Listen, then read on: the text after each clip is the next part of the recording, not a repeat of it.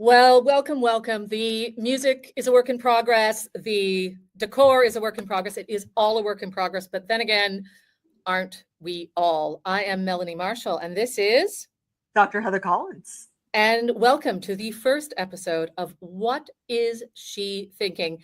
Surely you all have a friend where you look at their beautiful faces and you think, what is going on inside their brain when they say all and do all sorts of things? Or maybe, like me, you are wondering, what is going on inside my own brain?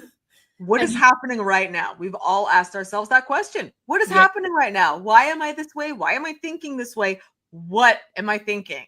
Yes, and I think that all the time. And I am lucky enough to be friends with an amazing neuroscientist, cognition countess, Dr. Heather Collins, who actually knows what's going on. And we thought, let's do a show about how to match up what is going on inside and outside in this crazy world and try to have a little fun and try to help you guys find some ways forward with all the stuff that we're all dealing with. So that's what we're going to do. That's what we're doing now. Dr. Heather, shall we introduce ourselves to the people? Absolutely. Want to go first, or is it me? You first. Oh, so polite. So polite. Well, I'm Canadian. That's the first thing I'd say. I'm not vegan, or I would have put that first. My name is Melanie Marshall. Up until recently, I spent my time on front lines and in disaster zones, going to places that maybe you wouldn't want to, but I absolutely loved. Working for BBC News as a journalist, and maybe counterintuitively, it has confirmed me as an optimist, that there are so many ways that we can move forward no matter what is happening, and that there is almost always a way that we can find hope and dark in the darkest situations. So, throw it at me. Also, I think a lot of weird things. I suppose I should be honest about that. I said all that really fancy stuff, but I've been to a lot of weird places and a lot of weird situations. And when you put me somewhere normal, sometimes weird stuff comes out. So there you go. Dr. Heather. Melanie, what is normal in fact? I think this is actually an important question that we will get to in a future episode. Like Melanie, I also think a lot of weird things. I'm Dr. Heather Collins, and I have my PhD in cognitive neuroscience. I'm an expert in how the brain learns, remembers, and thinks about people and places and situations. And I find myself talking about weird things a lot too. So I'll be in a perfectly normal conversation with somebody, and I'll think to myself, wow, their limbic system is way too active. Or what if we just dial down their frontal cortex just a little bit? What would happen then? And in fact, I am passionate about understanding what happens in the brain and how we can actually use that to improve our lives and make our lives better.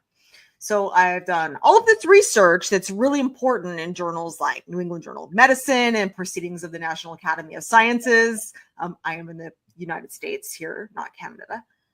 Love Canada. But nobody reads that research. Nobody reads it. And that's okay. It's really okay. This research is great for curing insomnia, but unless you're a scientist, it's kind of inaccessible. So I'm passionate about taking all this really cool information we've learned from this research and showing you, Melanie, my friend, and other friends, and all of you watching, how we can actually take this and make our lives better by understanding how our brains work.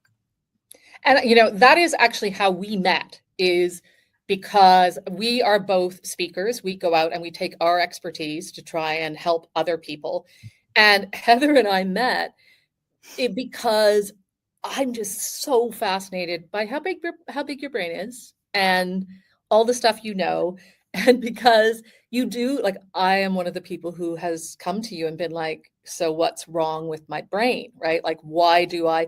But also because you are someone who's like, and we're going to get into this, you got some stuff going on, lady. There's some stuff happening in your head. But how I talk about you, and I talk about you a lot to people. We had this before we started today. Before we started today, I was getting my coffee, hiding brand until brand deal arrives. I was getting my coffee, and I immediately started talking. The barista was talking about how she had a really good memory. And I was like, I am talking to a memory expert right now who understands how we can think better. And she is an expert on like your hippocampus. Did you know that's where your memory is? And then she said, oh yeah, and I think my amygdala is effed. She must be so fascinating and so smart. And I was like, she is so fascinating and so smart. And like, so when I talk about you to people, that's how I introduce you. Like, I'm always telling people, like, you understand these mysteries of how we think and how we are mysterious to ourselves and how we can be less mysterious to ourselves and others. And others, right? And others. Yeah, and others. So that's like, I'm always talking about you to people sometimes while you and I are on the phone together. So how do you talk about me when I'm either not around or around? But how do you talk about me? I know you've been waiting for me to answer this I question. have. You didn't answer this when I told you we were going to talk about this. I want to say first, I love this barista. So I actually worked as a barista in college for coffee named Silenced until brand partnership arrives. And it does You're involve, open to, yeah. We're open to any brand partnerships. Contact us. And it really does involve a lot of memory. And the fact that you were talking to this young person who was fully aware that her amygdala seemed off just like lights up my day. This is the most exciting thing I could have heard of this day, because just the fact that somebody is aware that something feels a little off and they can kind of relate it back to what's happening inside of themselves is absolutely astonishing. And what we want to do is help them understand not only just that, but then the next step of, so then how do we rework ourselves from the inside out to try to balance things all over again? Yeah, but about me? But about you. More importantly, about you. I know brain parts. Heather has like at least 13 favorite different parts of the brain. I have developed one since we become friends, but Heather, what about me? How do you I love to refer to you as the marvelous Melanie Marshall. Ooh, okay. All right. That was worth waiting for. Fine. Because you are. But here's the amazing thing. It absolutely blows my mind that you're this brilliant journalist and absolutely phenomenal filmmaker. And you, on the face of it, seem like a lovely, nice person that I would just, encounter. Incredibly brilliant, incredibly smart. But then I hear you talk about your experiences, just, dropping yourself into war zones and all sorts of things like this. And it blows my mind at what you have done. One story I recall in particular, because my brain has created a vivid mental image of this. Just Melanie and I are having a normal conversation, right? We're just talking about whatever. And she whips this up. One time I was interviewing a white supremacist leader while licking an ice cream cone. And I think my brain had fireworks go off, because I don't know if you're aware of this, Melanie. That is not a common experience. And you have had all of these amazing, really intense, important, unique experiences. And you talk about them the same way I would talk about going to the grocery store.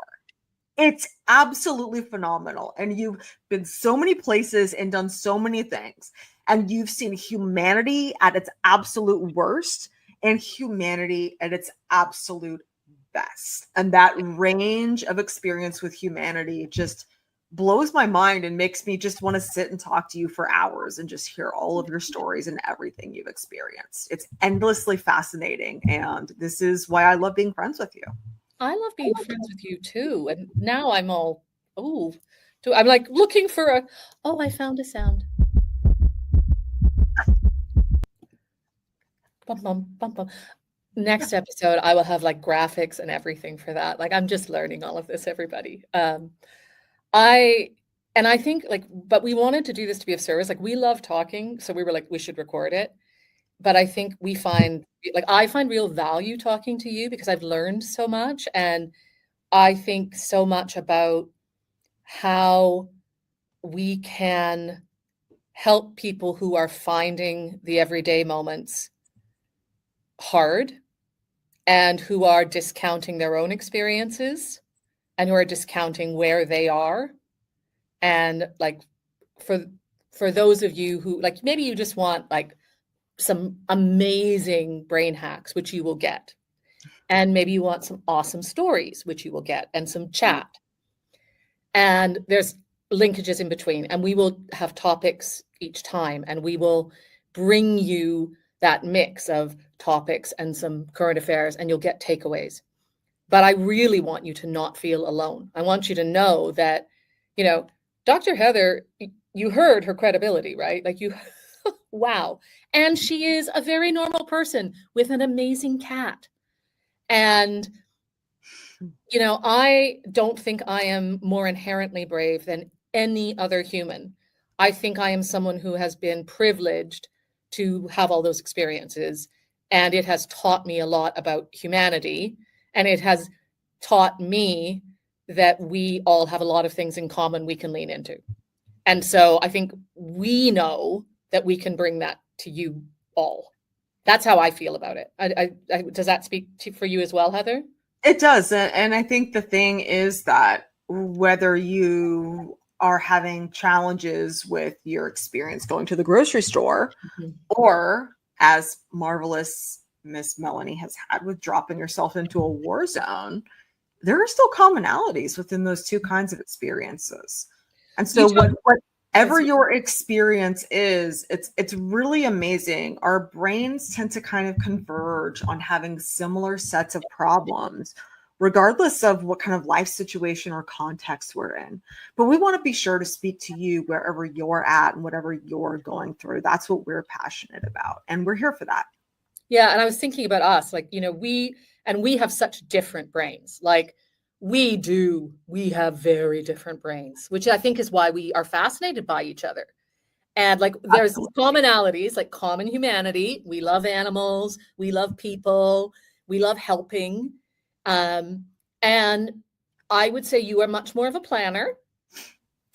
Yes. And I am much more of a, we are going live tomorrow, ready or not. Right? Like, let's be honest, right? I think there is a certain element of that. And absolutely. Like, I would love anybody drop it in the comments. Are you the planner or are you the fly by the seat of your pants? Fly by the seat of your pants. And so for me, Heather and I are going to a conference next month. And like Heather last month was like, have you booked your ticket? Right. And no. Look, I will confess, not only have you booked your ticket, I actually created a Google spreadsheet for all of us with itinerary information on it. Which is like, and I'm not being funny, right? But if there are some people who have known me a long time who are watching our show, they would be like, look, like Mel would show up sometimes and we would be like, oh, look, she's in our city. Like, oh, look, surprise. Like, it's just, and I think that comes from a lot of, I think I was probably like that before, but I also think that comes from a lot of my experience, right? Where it was what I had to do, which was, I think I told you this the other day, that if I woke up and I was like, if I had to wake up and I was like, where am I? I have been drugged and I don't know what city I'm in. I would look for context clues. Like I would look for what, like language I could hear, language on signs. Like, do I recognize the clothing? Do I because I think about this stuff, right? It's like how I think about preparing for the zombie apocalypse. It's not that I don't think about preparing. That's an episode, by the way. That's a whole episode. Let's put that on. Because I love zombies, because zombies and I, we both love brains. Oh my gosh, we totally do a zombie apocalypse. But like, I do think about it, but I think about it very differently, right? I think about how fast could I pick up the context clues? And then I think about who would I call? Where would I get the resources? And where would I quickly build trust to get help? Mm-hmm. And this is fascinating to me because this speaks to a little bit, if I may probe inside your brain. Hey, get in there, baby. is that you've had a lot of experiences with having to go at a moment's notice to some location and do some great, amazing thing and produce some film piece or a BBC news piece without a lot of notice and do it successfully. And that's the key, is that you've had these experiences where you've dropped in with very little, if no notice, and succeeded. And so your brain has actually created a reinforcement loop for you for that. And so you've taught your brain that you can be dropped in the middle of who knows where and figure it out. And you don't need time to do that. And for so many of us, but I haven't had that experience. And so my brain is not reinforced to be able to figure things out at the last minute in an unknown location or at a time that I haven't planned for. So that's a really remarkable skill that your brain has developed over time without you maybe even realizing it. But I do think there is, so I think, I've told you about one of the first times that I ever went to a really hard location, which was in the Dominican Republic when there'd been this awful mudslide.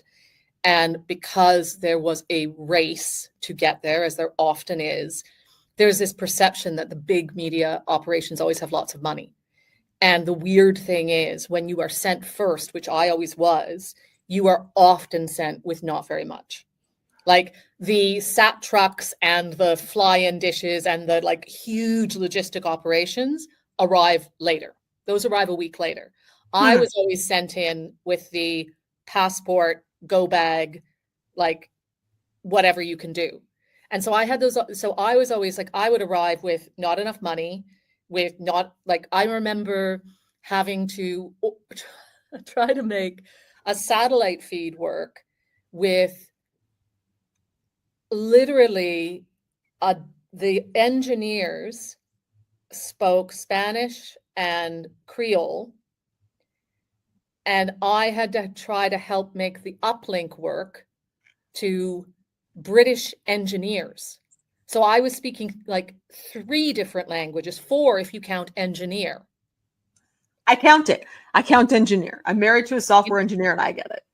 And so all of those things were, and like that's one thing, not counting the trauma or not counting all of those other lessons that I was learning at the same time.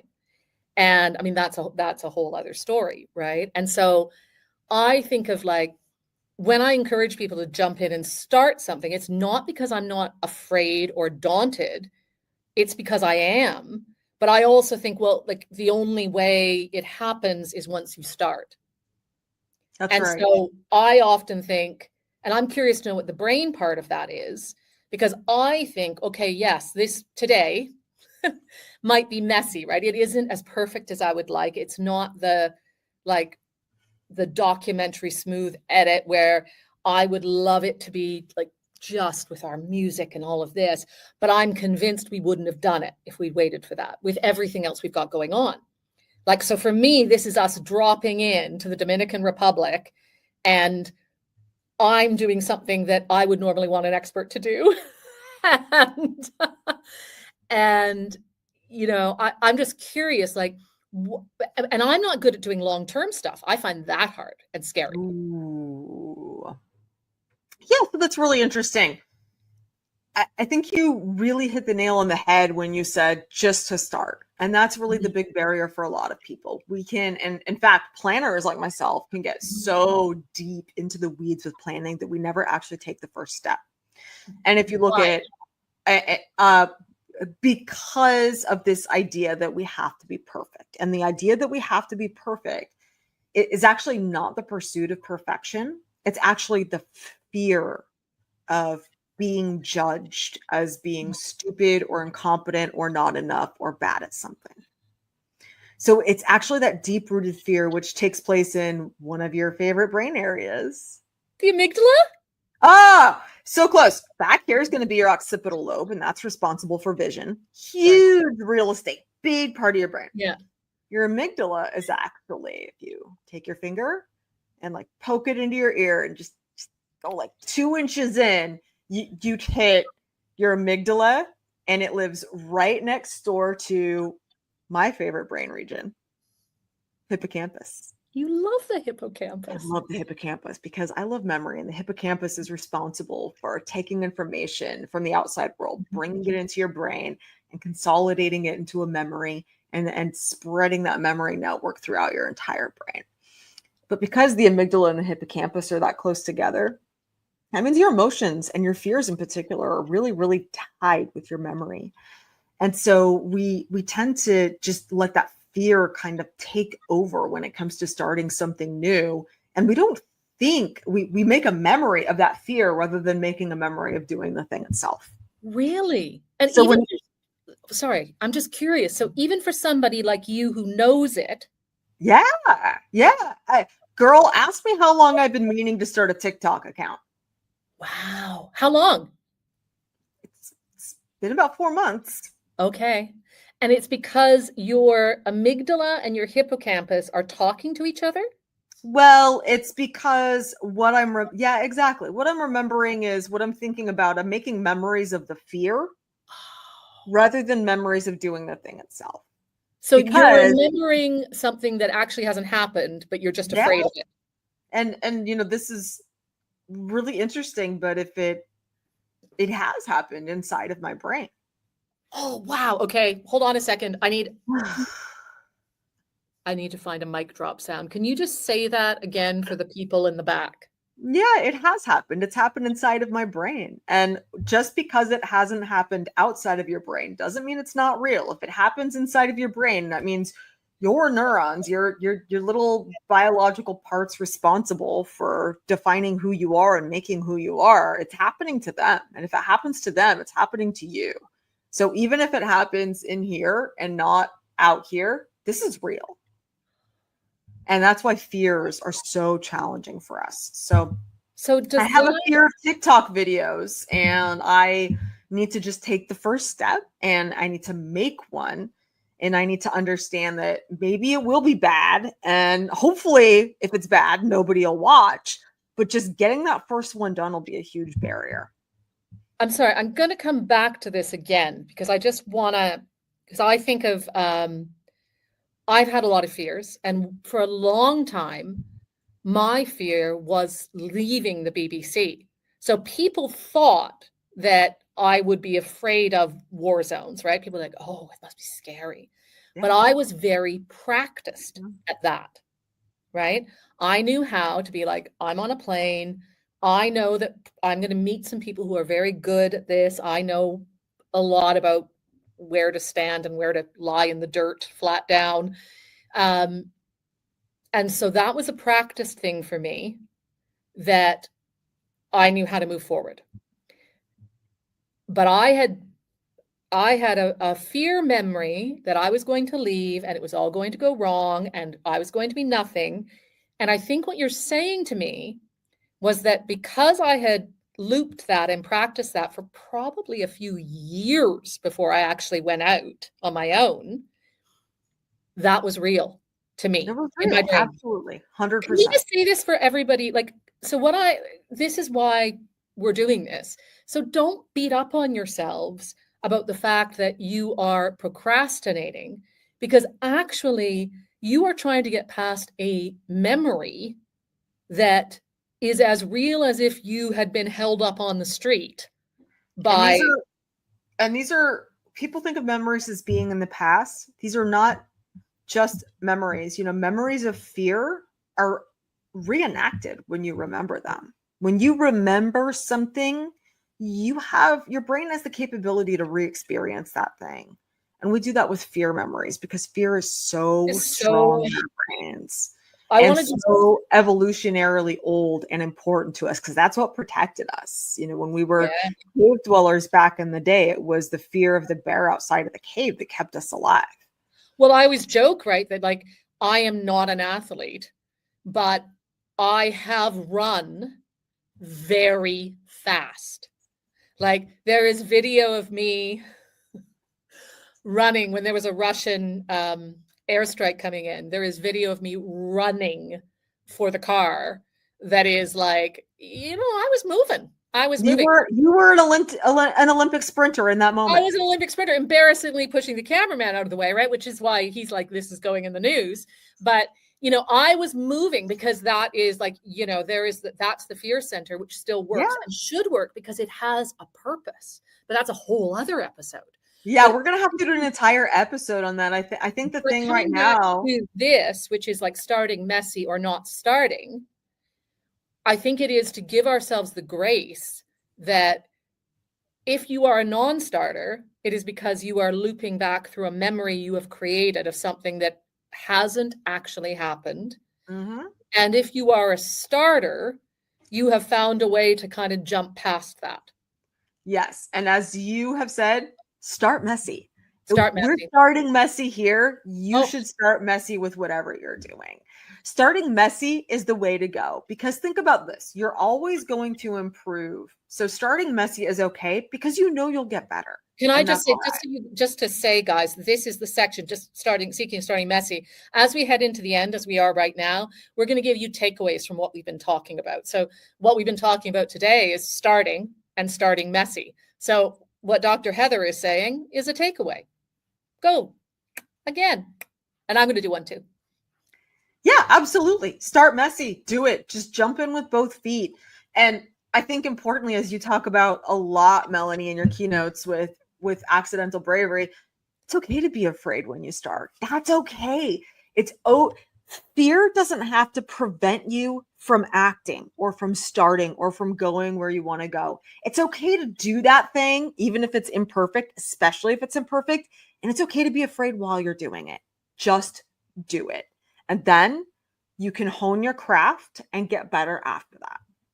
Yeah. And I would also say it is okay to have comfort blanket. I mean, we could go through this, like comfort blanket of some kind, right? Like have a crystal in your pocket, have the TV show that you love to watch, you don't want anyone else to know about, that you're going to watch later. Have the friend that you are WhatsApping to say, oh my God, I can't do this, or that you're doing the show with right now. Like have these little tricks and tips that make it less scary for those micro moves. And I know that is what gets people to move. And if you have sight of something that matters more, like I didn't do all of that because I really wanted a trip to Haiti, right? Like if you have something that matters more, you will get moving. Like Dr. Heather really wants to share her stories, so she will start a TikTok. I will. And I say with a hint of menace and encouragement, I really wanted to tell stories, so I found something. Like when you lock into something that matters more and you give yourself those little micro comforts and supports, that's what I find really helps. And I do it all the time. I'm sure I've got something on me right now that's designed to do that. We thank you so much for joining us for this first episode in all its messy glory. All of its messy glory. That's what we're here for. I'd love it if you would put questions and comments into the comments below. We will respond to them. We will use them for shows to come. Hit like, subscribe, put questions in the comments. Dr. Heather and I will both be in there responding. And we are so grateful that you could join us today for what? What is she thinking? What is she thinking? Who knows? It's a mystery. But I think we covered a little bit of it today. We demystified some of it. We know a little bit about what she's thinking. Yeah, we're getting there. We're getting there bit by bit. Thank you so much, everyone. Bye. Thank you so much. We'll see you next time.